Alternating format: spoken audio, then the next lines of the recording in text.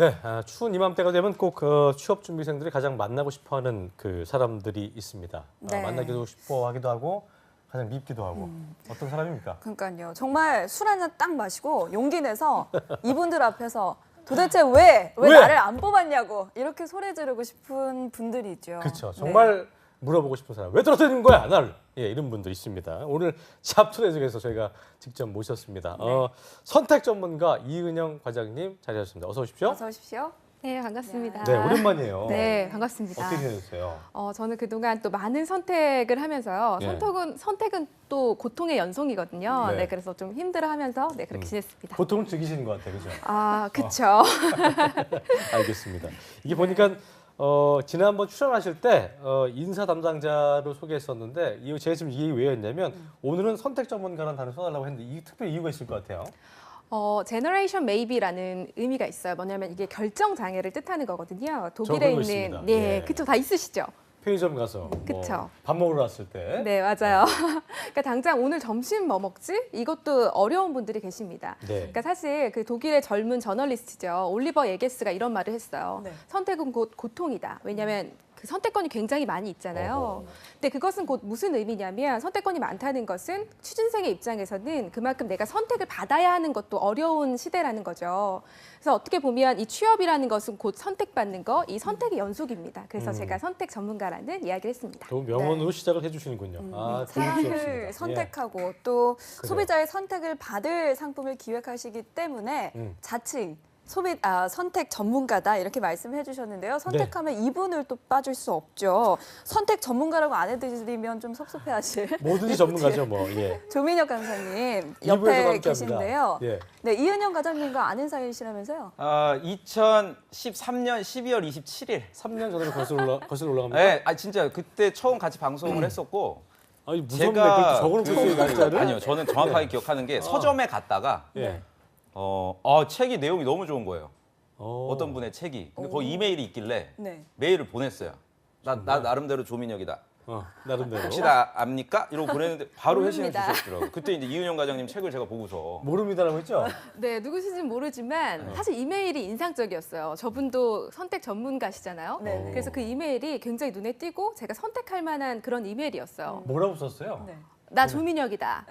나를 아느냐. 어. 만납시다. 이러셔가지고. 오. 근데 이제 그게 뭐 무섭거나 좀 이렇게 이상하지 않고 이게 호기심을 일으키는 네, 그런 분이어서 제가 만났죠. 지금 아주- 오랜만에 방송을 하니까 지금 위증하고 있는데요. 네. 굉장히 반가워했어요. 알다 마다요. 이러면서 그래서 그때 인연이 돼서 네. 제가 이제 먼저 연락을 드리고 지금까지도 좋은 관계를 유지를 하고 있죠. 그렇군요. 자, 그럼 저희가 다 차치를 하고 아까 선택 전문가 얘기해 주셨는데 이걸 좀 더 그러니까 선택 전문가라는 게 그 어떤 건지 좀 더 구체적으로 좀 풀어볼까요? 예. 네. 그 경영학의 아버지 피터 드러커가 이런 얘기를 했죠. 측정할 수 없는 것을 평가할 수 없다. 이런 얘기를 했는데요. 그래서 저는 그런 것 같아요. 정의 내릴 수 없는 것은 적용할 수 없다. 그러니까 곧 어떤 사람이 선택되나요? 우리는 무엇을 선택해야 하나요? 했을 때 그게 어떤 메커니즘이 있을 거예요. 하지만 우리가 그걸 말하기가 너무 어렵습니다. 그래서 저는 그걸 글램이라는 용어로 좀 정리를 했고요. 결국 어떤 사람이 선택되나요? 글램이 있는 사람이 선택됩니다. 글램이 전략입니다라고 이야기를 하거든요. 글램이 어떤 네네. 의미예요? 글램이. 그러니까 사실 우리가 글램 하면요. 사람들은 딱 떠올리는 게 글래머를 떠올립니다. 글래머. 왜요? 글래머? 몸매 좋은 사람? 이렇게 예. 생각하는데요. 사실 글램은 글래머러스의 명사적 표현인데 그거 약자예요? 그렇죠. 명사적 표현인데 글래머러스 자체가 몸매가 좋은이란 뜻이 매력적인 아니고요. 뭐 이런 매력적인이란 뜻이에요. 어허. 근데 이제 매력적인이라고 하면 우리가 예쁜 사람, 우리가 아까 뭐 그 지원서의 뭐 이미지들 이렇게 이야기한 것처럼 예쁘고 안 예쁘고 잘생기고 안 잘생기고가 아니고요. 그러니까 결국 매력을 포함할 수 있는 그 선택하는 포인트가 필요했거든요. 맞아요. 그래서 매력을 포함하는 그 개념이 그 상위의 개념이 글램이라고 생각하시면 됩니다. 맞아요. 네. 자, 이쁘고 잘생긴 거 말고도 매력적인 사람 많거든요. 네. 그쵸. 그게 글램이었군요. 예. 네. 또 이은영 과장님께서 선택은 고통의 연속이다. 뭐 이렇게 말씀을 해주셨는데 정말 선택하는 입장에서는 결정 장애가 생길 것 같아요. 누구나 겪는 또 어려움이기도 할 것 같은데 그렇지만 또 이분은 워낙 뚜렷하셔서 결정 장애가 있을까 그러니까 싶은데 궁금하더라고요. 민혁 쌤도 선택하는 게 어려울 때가 있으시죠? 결정 장애가 저는 있어요? 선택하는데 고민한 적이 없어요. 아, 단 한 번도 그럴 없고요. 것 저는 오늘 좀 2부가 좀 불만족스러운 게 네네. 본인들이 일을 안 하네. 왜요? 어떤 일이요? 이 어려운 분을 지금 모시고서 지금 어. 제가 아니. 좀 질문을 드릴게요. 아까 전에 이은영 과장님 굉장히 좋은 얘기를 하셨어요. 그 그 정량화, 네. 뭔가 이렇게 수치화될 수 있어야 된다. 이런 것들을 말씀하셨는데 그 수치화를 다 시킵니까? 그러면 그러니까 신입사원들을 이렇게 채용을 하실 때요. 그렇죠. 네, 전부 다 뭐 어학 점수라든지 뭐 나이라든지 졸업 유무, 서류에서는 저희가 사진, 측정을 하죠. 인턴, 그렇죠. 봉사활동 이런 거를 전혀- 전부 다 이걸 수치화? 수치화 시켜서 평가를 하신다는 왜냐하면 말씀이세요? 서류 같은 경우에는 저희만 공채만 해도 거의 뭐 3,400대 1의 경쟁률이잖아요. 그러니까 어느 정도의 수치화가 없으면 사실 일단 예 그걸 할 아니요로만 수가 좀 없죠. 간단하게 네, 답변을. 하지만 면접은 수치화가 아닙니다. 면접에서는 글램의 요소가 굉장히 중요하기 때문에 면접은 다 블라인드로 진행을 돼서 그 수치화를 할 수가 없죠. 그러면 이제 뭐 굳이 얘기하자면 면접까지 올라가기가 너무 쉽지 않다. 이거는 좀 분명해 보이네요. 그렇죠? 네, 하지만 중요한 것은 결국 면접까지 올라가는 게 어렵지만 네. 결국 원하는 것은 취업이잖아요. 그럼 면접을 통과해야 합니다. 그러니까 난 면접만 가고 싶어는 소용없는 얘기예요. 서류에서는 글램이 전혀 소용이 없나요? 자기소개서 분야가 있죠. 저희가 뭐 물론 학과나 여러 가지 뭐 자격증이나 그런 것들은 수치화될 수 있지만 사실 자소서는 수치화할 수가 없는 부분이거든요. 예. 그러니까 본인의 글램, 만나고 싶은 호기심, 우리 기업에 대한 관심을 자소서에 나타낼 수 있습니다. 그 맞아요. 예를 들어서 네. 제가 계속 질문해도 돼요? 저 부직자들 우리 시청자분들을 위해서 그래요. 그 학생들이 청문회 지금 모드로 갑시다. 가장 그 네. 고민하는 게 직무 네. 관련된 경험 부분이에요. 맞습니다. 아마 이은영 과장님이 더 잘 아실 거예요. 실제로 면접을 보시고 하니까. 일선에서 만난 학생들이 특히 요 방학 때쯤 되면은 어떤 경험을 쌓아야 되냐고 정말 많이 물어봐요. 맞아요. 그럼 그런 경험 부분에 있어서도 분명 선택을 하실 때 선호도가 좀 있으신 겁니까? 신입사원 뽑을 그렇죠. 때? 근데 지금 이 좋은 한 모델인데요. 여러분 면접에서 질문을 하실 때는 이렇게 민혁성 좀 세게 물어보시면 안 돼요. 네, 굉장히 또 이렇게 글램스럽게 2013년 그쵸. 12월 27일에도 저랬거든요. 웃으면서 제가 면접 그 뽑는 포인트 말씀드렸죠. 뜻하지 않게 환하게 웃는 사람. 그러니까 이렇게 좀 공격적으로 물어보면 이게 구직자가 좀 공격적이다. 협업할 수 있을까? 이렇게 되니까요. 일단 팁을 하나 말씀드리면 너무 이렇게 호감이 야당스럽게 있게, 말하지 글램스럽게 말고 이렇게 좀 웃으면서 편하게. 좀 이렇게 좀 어. 유연하게 질문을 하셨으면 좋겠고요. 네. 답변 부분을 이제 좀 말씀을 드릴게요. 질문을 제가 근데 이 이야기를 한다고 질문의 요지를 한 번만 다시 좀 그러니까 예를 들어서 이해해 이런 거예요. 네. 유통 쪽에 내가 지원을 하는데 직무. 은행 관련된 경험을 쓸 수 없다고 생각을 하니까요. 구직자들은. 그래서 그쵸. 내가 은행 쪽에서 아까 전에 우리 일부에서 나왔던 학생도 유통 쪽 지금 썼었거든요. 이제 불합격을 했단 말이죠. 그러니까 이 원인을 은행 쪽의 경험을 썼기 때문에 자기는 떨어졌고 그래서 지금 방학 때 그러면 어디 마트라든지 이런 편의점에서 다른 거를 해야 되나? 다른 거를 뭐 또 이런 것들. 하려면 기존에 본인이 계획했던 것들을 또 못 하잖아요. 예를 네. 들어서 뭐 토익 공부라든지 뭐 여행이라든지. 그럼 그 나이 때 기회 비용이 또 생기니까 그런 것들을 좀 선택을 해달라고 많은 분들이 물어봐요. 맞아요. 저 같은 전문가들. 근데 약간 직무 부분을요 그렇게 생각하지 않으셨으면 좋겠어요. 만약 유통업이면 그럼 유통업에서 내가 아르바이트 경험이나 인턴 경험이 있어야 하냐 그런 게 아닌 것 같아요. 예를 들어서 이번 저희 그 프레젠테이션 면접을 보는데요. 얼마나 이 쇼핑의 경험을 좋아하느냐. 왜냐하면 저희 앞으로 진행되는 전문점 부분의 비전, 뭐 앞으로 나아가야 할 사업 방향에 대한 게 프레젠테이션 면접의 주제였거든요. 근데 그 친구 자체가 쇼핑을 즐기지 않는 친구예요. 그러니까 뭐 저희 유명한 쇼핑몰이라든지 아니면 평소에도 백화점이나 마트에 가지 않는 친구였어요. 그리고 저희 SPA 브랜드가 있는데 그 브랜드를 전혀 이용하지 않는 친구. 그리고 옷을 전혀 엄마가 사다 주시는 옷만 입는 친구가 패션 전략을 이야기하고요. 그런 게 맞지 않는다는 거예요. 예를 들어서 나는 여행을 좋아한다. 그럼 여행을 갔었을 때 평상시에 유통업에 관심이 있었던 친구면 거기에 있는 커다란 쇼핑몰이라든지 아니면 특이한 전통시장 이런 그 소호 마켓 같은 데 가겠죠. 그러니까 그런 경험이 충분히 직무 면접 때 굉장히 유니크 굿 포인트가 될 수 있어요. 그래서 차라리 인턴 경험 이런 건 식상하고요. 그런 본인이 관심을 나타냈던 부분 그걸 이야기해 주시면 좋을 것 같습니다. 그러니까 소비자로서 어떤 모니터 요원이 되는 것도 나쁘지 않다. 그런 경험을 얘기하는 거죠. 왜냐하면 그 아이디어를 많이 발표하잖아요. 신입사원들이. 사실 면접관들이 관심을 갖는 그런 포인트는요. 그런 개인적인 사례에서 굉장히 많이 나와요. 아니면 기존 네. 거에 대한 어떤 모니터라든가 이런 것 좀 그쵸. 시정하면 좋을 것 근데 같아요. 또 이런 것들도? 주의하셔야 될 부분이 있는 게 그 기존 거에 대한 어떤 평가를 내리는 친구들이 있어요. 그럼 싫어요? 네. 그런데 그 면접에 그 사업의 핵심 임원이 들어와 있거든요. 그러면 그러면 그것에 대해서 그 사업은 적절치 않다. 빈정상하는 혹은 이걸 거죠, 너무 그러면? 못한다 이렇게 이야기를 하면 사람인지라 기분이 나쁩니다. 왜냐면 빈정상한다. 옆에 다 임원들이 앉아 계시거든요. 그러니까 이것도 약간 좋은 기분이 거네요. 나쁜 맞아요, 거예요. 맞아요. 그러니까 너무 그 수를 내 넘지 입장에서는 않으셔야 돼요. 굉장히 뭔가 야당스럽게 네. 딱 세게. 진득한 것 같다 예, 예. 싶지만 기분이 그냥 상해서 그쵸. 네가 싫어할 수도 있겠군요. 그렇죠. 왜냐면 그 임원은 정말 공들여서 그걸 어렵게 한 건데 왜냐면 본인도 알고 있어요. 그게 사업이 부진하고 매출이 나오지 않기 때문에. 근데 아픈 데를 너무 칵 찌르면 사람이 마음이 제가 아픈 근데 거죠. 그 부분은 이윤영 과장님 말씀이 맞는데 그렇지 않은 회사도 있다는 걸 좀 말씀을 드리고 싶어요. 예를 들어서 현대자동차 같은 경우에는 최종 면접 때 임원분이 우리 회사가 만들었던 자동차 중에 김승재 지원자가 생각했을 때 절대 개발하면 안 됐을 거라고 생각하는 자동차에 대해 얘기를 해봐라. 라는 질문들도 하거든요. 오히려 근데 독하게. 그걸 만든 사람이 거기 있다면 싫어하지 않을까요? 아니죠. 그 면접 그 자체가 연구개발 부서의 면접이었기 때문에 그건 성격이 조금 그런 다를 수 부분은 있겠네요. 너무 그 이윤영 과장님 말씀도 맞지만 모든 신입사원 채용에 적용되지 않는다는 걸 좀 그래서 말씀을 드리고 싶어요. 할 소리를 못하지 마라 뭐 이런 그렇죠. 개념인 것 제가 같습니다. 두 번 요 예. 하나만 꼭 물어보고 싶어요. 네. 그 아까 인턴 얘기를 하셔서 우리 지난주에 인턴 얘기를 했었잖아요. 네. 인사 담당자들이 가장 선호하는 스펙이 인턴이라고 했던 거 기억나시죠? 네. 근데 아까 이윤영 과장님은 좀 약간 식상하다 이제 이런 인턴들은 요 부분에 대해서 아마 시청자분들이 또 아니 나 그러면 다음 주에 어떡하라고. 인턴 지금 내려고 했는데 그만둬야 돼? 이것도 뭐야 싶을 것 같거든요. 네. 그 부분에 대한 얘기 좀 해주시죠. 그러니까 그 면접이나 뭐 취업이나 우리 다 같은 게요. 사실 기업은 다 다르고요. 그래서 사실 저는 어떤 게 꼭 정답이다 이렇게 말하는 부분은 좀 주의를 하라고 하거든요. 인턴 같은 경우도 저희 회사 같은 경우에는 인턴으로만 취업이 가능합니다. 그런데 다른 회사 같은 경우는 인턴에서 하나도 채용을 하지 않는 경우가 있어요. 그러니까 제가 말하는 좀 식상한 인턴 경험, 뭐 자격증 이런 것은 그냥 이렇게 겉핥기식으로 직무랑 많은 관련 없이 저 그냥 이거 했어요. 뭐 이런 경우를 말씀드리는 거거든요. 아, 네. 그러니까 거기서 본인이 어떤 걸 느꼈고 어떤 걸 그쵸. 성취했고 네. 그것들을 얘기해 주면 좋다는 거죠. 맞습니다. 알겠습니다. 네. 어, 자, 예. 이윤영 과장님께서 글램에 대해서 계속 이제 그래요. 글램이 얘기를 나- 아니, 해주셨는데 페북 친구인데 글램 하시길래 글램이 뭐야 그랬거든요. 글램핑도 생각이 나고 네. 근데 글래머는 아니지. 근데 그게 글래머러스의 약자였군요. 예. 네, 네, 그러니까 맞습니다. 글램 어떤 사람이 좀 글램 매력적인 네. 사람인지 그리고 그렇게 되려면 좀 어떤 것들이 필요한지 좀 구체적으로 그래요. 알려주시죠. 예.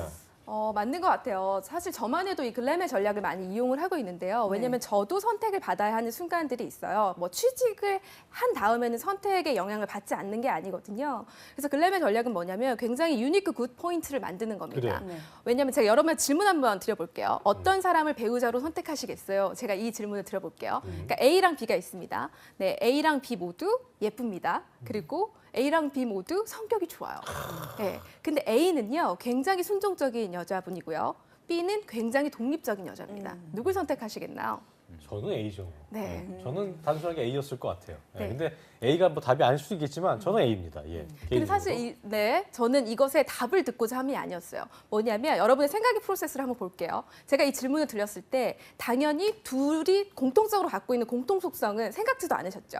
예쁘고 뭐 경제력이 아이고. 좋다. 그거는 다 차치하고 순동적인 여자를 할까 아니면 좀 독립적인 여자를 할까 이 두 조건에서만 고민하셨죠. 이게 인간의 생각의 프로세스입니다. 저는 거기 걸려들었네요. 그렇죠. 저도요. 네, 실제 스탠포드에 있는 바보 그 됐어요. 티버스키와 카네만 교수님이 이 생각의 프로세스를 증명을 하셨고요. 사람은 모두 그렇습니다. 그래서 내가 유니크 굿 포인트 여기에서만 선택이 일어난다는 거기 때문에 커먼 피처 그러니까 공통적 속성은 차치한다. 그럼 내가 나타낼 수 있는 나만의 유니크 굿 포인트가 뭐냐? 근데 거긴 정답은 없어요. 유통회사에서는 이게 유니크 굿 포인트입니다. 제조회사는 이게 유니크 굿 포인트입니다. 그것도 그냥 제너럴한 이야기죠. 근데 나만이 나타낼 수 있는 유니크 굿은 뭐가 있냐? 이제 이런 건데요. 근데 우리가 사람이기 때문에 제가 아주 작은 사례 하나 이야기를 해드리면.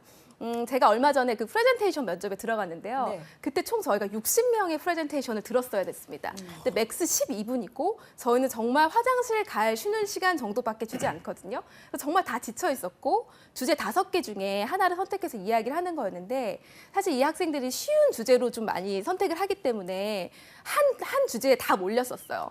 저희는 어떤 지경에 이르렀냐면 거의 그 트렌드에 대한 혼밥 홈술이었는데요. 그 트렌드에 대한 거를 반복적으로 한 50번을 들었어요. 이게 트렌드입니다. 이게 목차입니다. 아이디어입니다. 기대 효과는? 그러니까 사실 되게 지쳤어요. 그러니까 너무 다 똑같은 이야기로 들리고 누가 누군지 잘 모르겠고. 근데 마지막에 끝에서 두 번째 지원자가 있었어요. 뭐래요? 근데 그 지원자는 사실 비슷했습니다. 커먼 피처를 갖고 있었지만 마지막에 그 나가면서 면접관들한테 이제 면접 딱 한 명 남은 걸로 알고 있는데 많이 피곤하시죠? 힘내세요.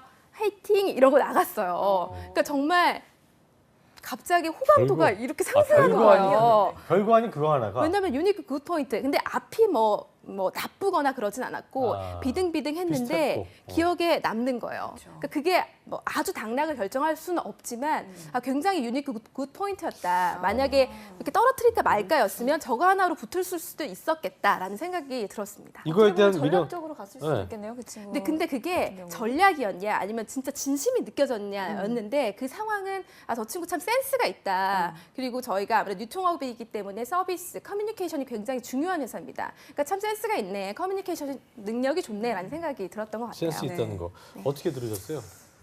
굉장히 위험한 얘기다 저건. 네. 일단 저는 무슨 말씀인지 충분히 알아요. 저게 어떤 말씀인지 충분히 아는데 저는 계속 이제 우리 구직자 입장에서 생각을 해야 되니까 이은영 과장님이 이제 요 말씀을 하시면 아마 그럴 거예요. 지금 시청자들은 이걸 적습니다. 마지막으로 하고 싶은 말 할 때 나는 뭔가 파이팅 한번 해야지 또는 면접 가는 게 뭐 웃어야지. 근데 이거는 아마도 그렇게 했던 그분은 가능하다는 얘기죠. 지금 말씀하신 대로 그 학생은 유니크 굿포인트가 될 수가 있는데 잘 녹인 걸 거고. 그렇죠. 내가 그런 성향이 그걸 할 수 있는 사람인지는 전혀 생각을 안 하고 무조건 그걸 그대로 대입시키려는. 그러니까 예를 들어서 이런 얘기를 했어요. 그 기업은행 채용 담당자가 내성적이어도 상관이 없다. 예.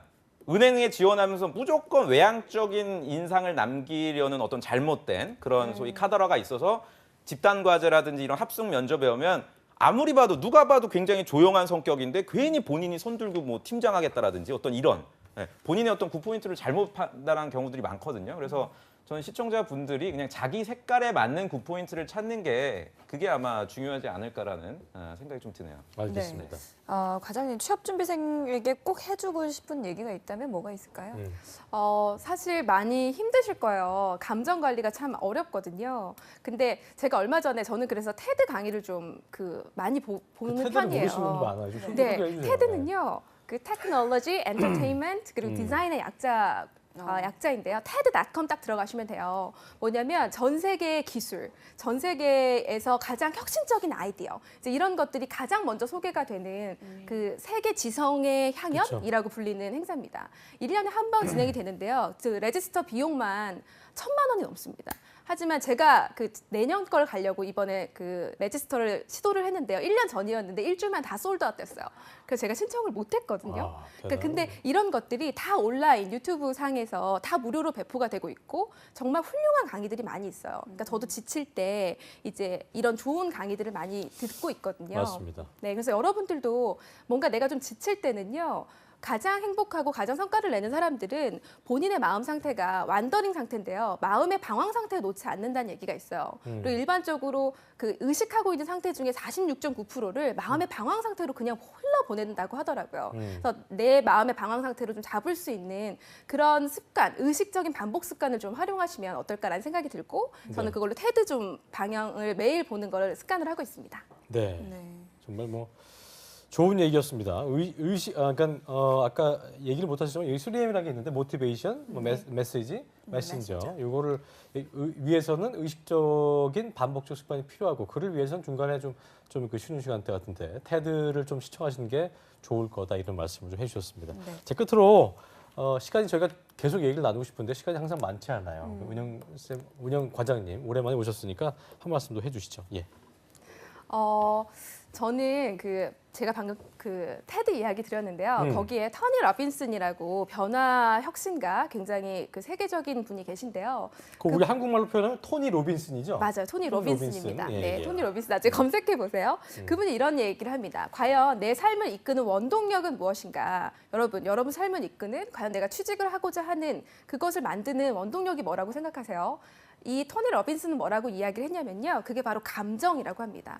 그러니까 결국 내 감정 상태가 좋지 않은 상황에서는요. 이 방송을 맨날 봤다고 해도 나 오늘 감정 안 좋아. 그럼 안 보실 거예요. 예. 그리고 내가 취업 준비를 막 하다가도 내 감정이 안 좋으면 다 덮어버리고 동굴로 숨게 되는 거죠. 그러니까 결국 우리가 상처가 난 것은 치료를 하지만 내 감정 상태가 좋지 않은 것은 어떤 치료를 하지 않으세요. 그냥 내일 되면 나아질 거야 이렇게 생각을 하시는데요. 결국 내 삶을 이끄는 것은 감정이라는 거 그거 아시고 여러분 꼭 취업 준비생 여러분들은요 특히나 본인 감정 관리에 좀 신경을 쓰시면 어떨까라는 생각이 듭니다. 좋은 얘기인 것 같습니다. 네, 정말 예. 좋은 얘기입니다. 네. 내 삶을 이끄는 원동력은 감정이다. 이 내가 말 없으면은 뭐 할 수 있는 게 아무것도 없는 거기 그쵸. 때문에 이게 모순이에요. 그러니까 다른 것만 생각하지 마시고 스스로가 즐거워야 되고 스스로가 또 좋아야 되기 때문에 이 부분을 꼭 기억하시는 시간이 되었길 바라겠습니다. 예. 네, 그리고 민혁 쌤도 짧게 한 말씀 해주시죠.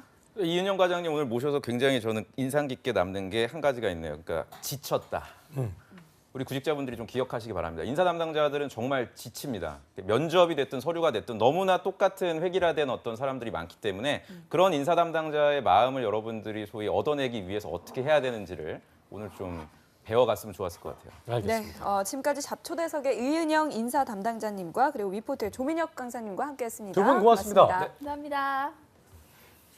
네, 잡정센터 오늘도 아주 명쾌하고 유쾌한 시간이었던 것 같습니다. 내일도 럭키 크리스마스 왜 떨어졌나는 계속되죠? 네, 내일은 계속됩니다. 어떤 겁니까? 예.